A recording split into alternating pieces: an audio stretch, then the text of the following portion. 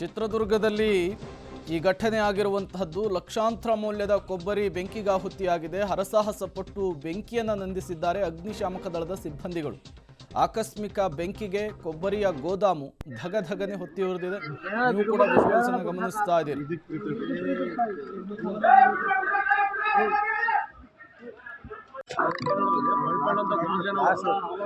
ಆಗ್ಲೇ ಹೊಡೆದ್ರಲ್ಲ ಅದು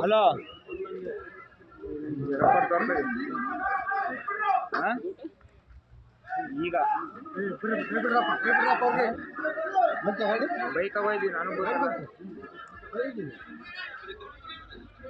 ಬಂದ್ರು ಮಾಡ್ತಿಲ್ಲ.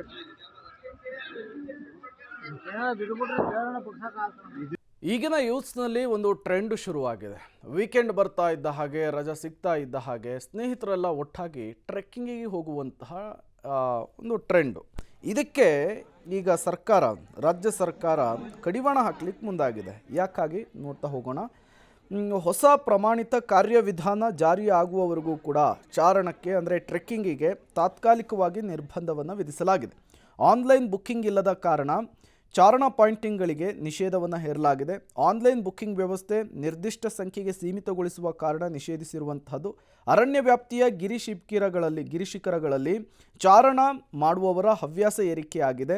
ವಾರಾಂತ್ಯದಲ್ಲಿ ಜನದಟ್ಟಣೆ ಹೆಚ್ಚಾಗ್ತಾ ಇದೆ. ಹೀಗಾಗಿ ಚಾರಣಕ್ಕೆ ನಿರ್ಬಂಧವನ್ನು ವಿಧಿಸಿ ಸಚಿವ ಈಶ್ವರ್ ಖಂಡ್ರೆ ಅವರು ಆದೇಶವನ್ನು ಹೊರಡಿಸಿದ್ದಾರೆ.